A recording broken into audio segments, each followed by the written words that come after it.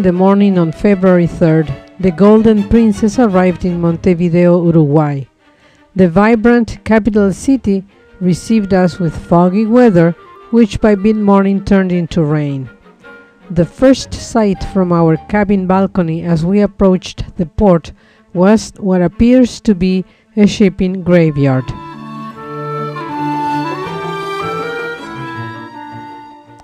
Then this modern, tall building came into sight. The 157 meters tall building with 35 floors is the headquarters of Uruguay's government-owned telecommunications company Antel, and is the tallest building in the country. The tower was completed in 2002. Later that morning we decided to go ashore on our own for a walking tour of the old city, and in spite of the rain, we were able to capture video clips and pictures of the colonial buildings, parks, and historical monuments we encountered along the way. Map showing the circuito turístico we followed. Handsome combination street light and fountain.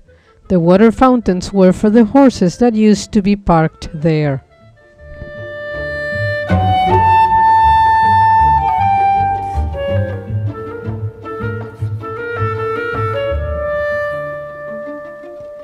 Montevideo is the largest city and main port of Uruguay, with a population of over 1 million inhabitants.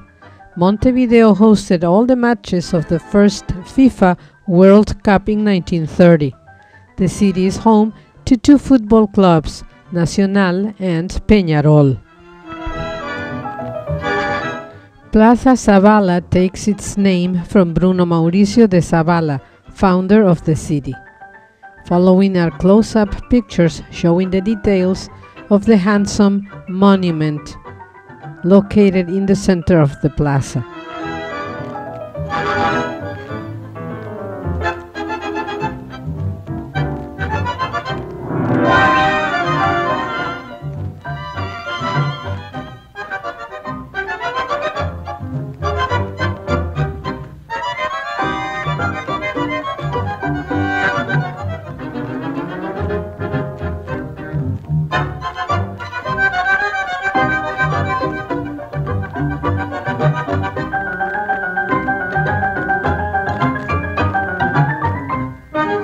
Allá en el tiempo del copo peinagua al agua florida, cuando era linda la vida y era mi escuela un estudio, nació mi amor por los pintos con estileto y surplice, y ese amor hecho raíces al llegar a mi juventud. Las chaquetillas famosas dejaron en mis oídos por de tiempo.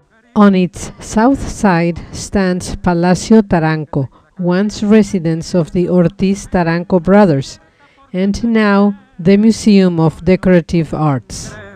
Vuelvo a rejuvenecer, milonga que peina, canas y llora por San Martín. A mi Antonio de porteño, cordón, rugi y pipervin, milonga que peina, canas y ablanda mi corazón. Como el mar y Botafogo, rico lombardo y macón.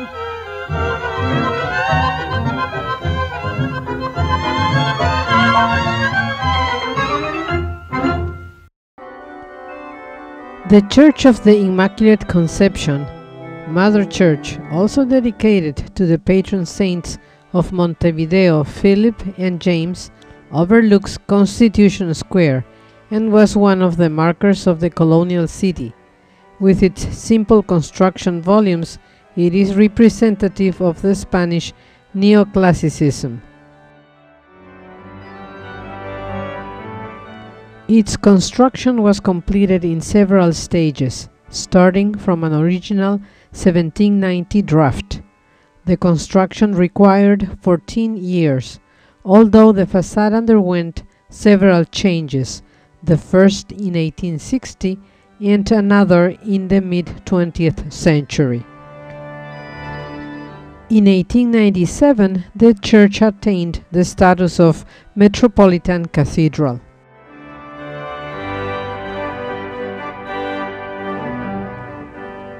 Dolores and Consuelo Aguiar Mella, two Uruguayan secular martyrs, beatified by Pope John Paul II on March 11, 2001.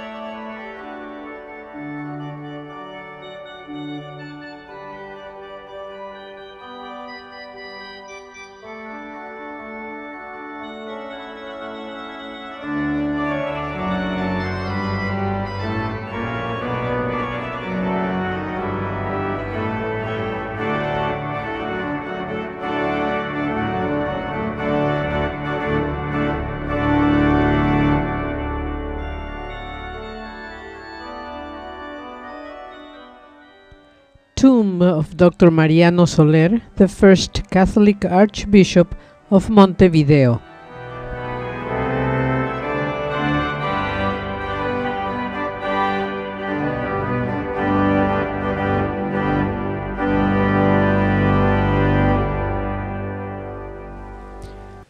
Constitution Square, also known as Plaza Matriz, is the oldest plaza in Montevideo, and is adorned by this lovely Carrara marble fountain inaugurated in 1871, along with the first drinking water system. The Montevideo Metropolitan Cathedral and the Montevideo Cabildo are located in front of this square. The square was named in honor of the first Constitution of Uruguay.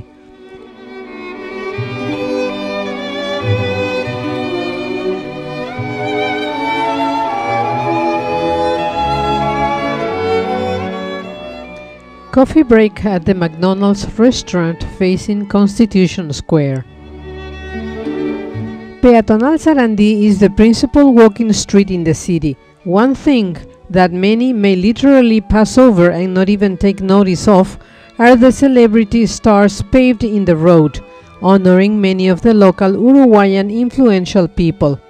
Following are pictures of some of the stars I captured for my travelogue. Horacio Ferrer, lyricist.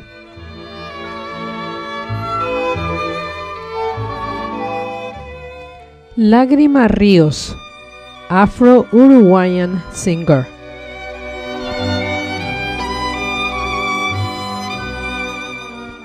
Alcides Guilla, soccer player.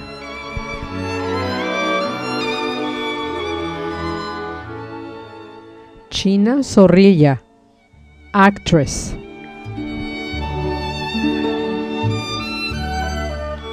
Carlos Páez Vilaró, abstract artist, painter, potter, sculptor, muralist, writer, and composer.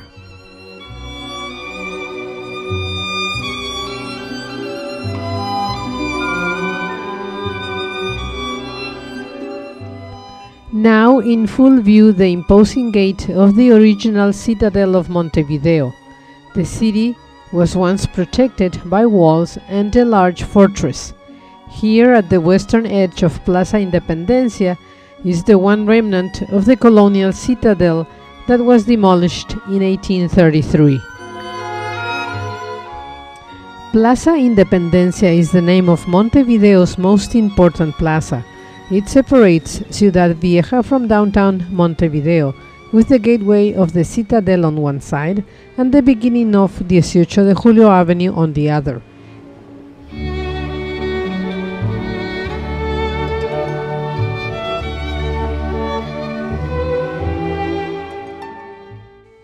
In the center, the Artigas Mausoleum dominates the perspective of the plaza.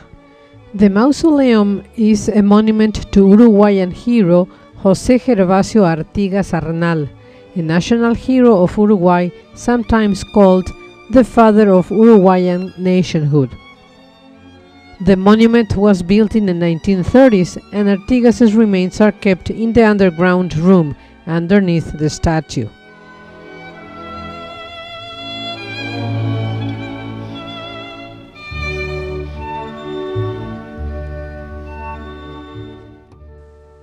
The monument is guarded by a traditional guard called Blandegues de Artigas.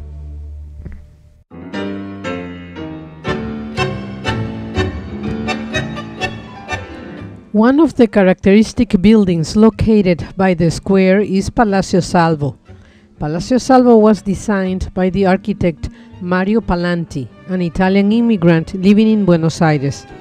Finished in 1928, Palacio Salvo stands 100 meters high with the antenna included. The site was bought by the Salvo brothers. It was built on the site where the Confiteria La Giralda was once located, a place renowned for being where Gerardo Matos Rodriguez wrote his tango La Comparsita in 1917.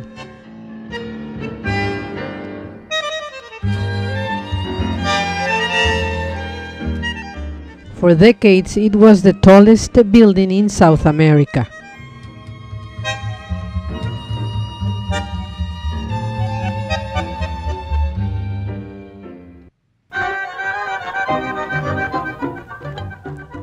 The Esteves Palace building is a combination of colonial and Doric styles. It was built in the 19th century. It is the oldest working place of the President of Uruguay, the Liberty Building and the Executive Tower being the other two. It was designed in 1873 and owned by Don Francisco Esteves and his family until it was acquired by the Uruguayan government in 1880, when it was established as the working place of the President in 1890. It has since been converted to a museum, housing artifacts and mementos of the Uruguayan presidency and its office holders. Also facing Independence Square is Teatro Solís, the oldest theater in Uruguay and one of the most prominent in the whole Latin America. Monument to Juan Manuel Blanes, a noted Uruguayan painter of the Realist school.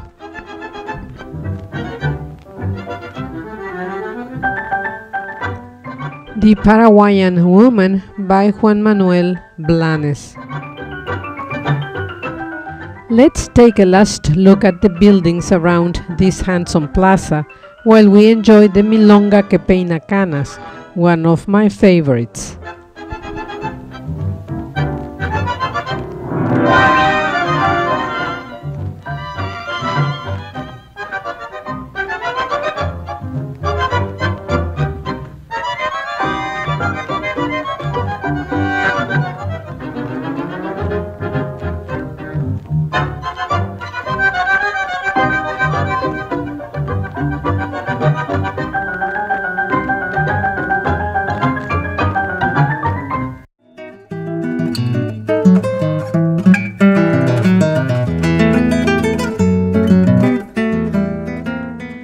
The exhibition provides information about bats, demystifies various beliefs about them, yet recreating an authentic atmosphere of Uruguay, such as the mountains and streams, with associated specimens of flora and fauna.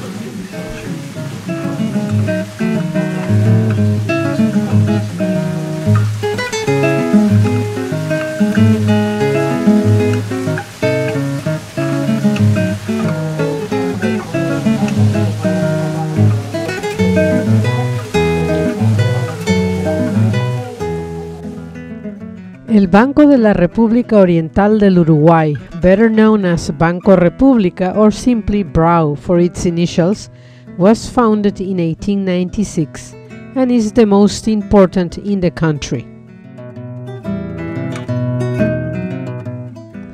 The Port Administration Building.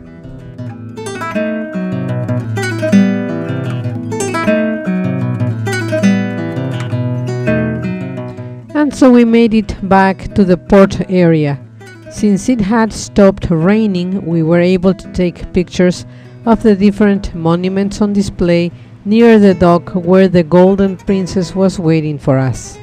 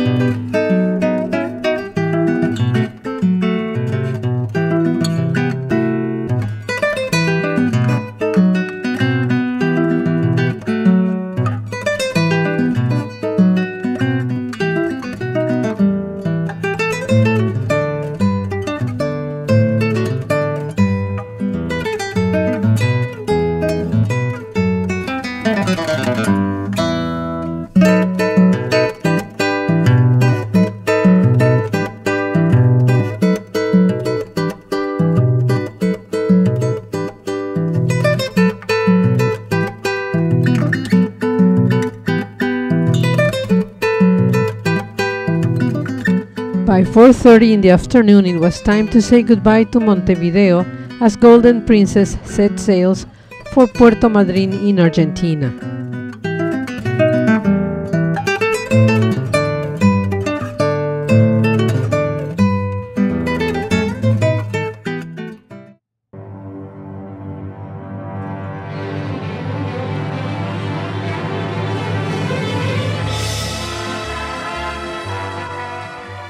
As we sail away from Montevideo, let me tell you a little bit about Uruguay then and now.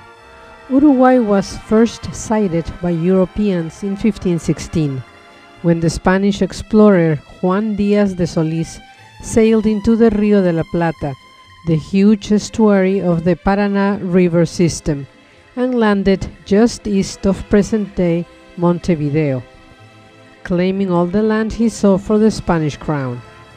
He was later killed by Indians near the present city of Colonia, west of Montevideo, but because he found no gold during his explorations, more than 60 years passed before the Spanish showed much interest in the area.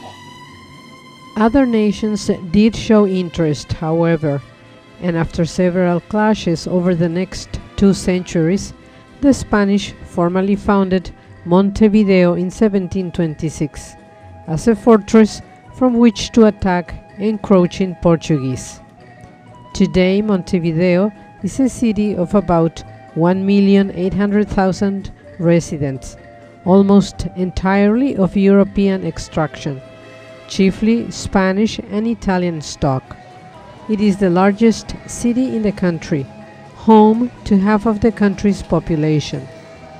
The only prominent natural feature seen from the sea is the Cerro, a 450-foot knoll with an old fort on top, now the military museum. The hill, now dwarfed by skyscrapers, is reputed to have given Montevideo its name when a Portuguese sailor called out on first sighting it, "Montevideo, I see a mountain."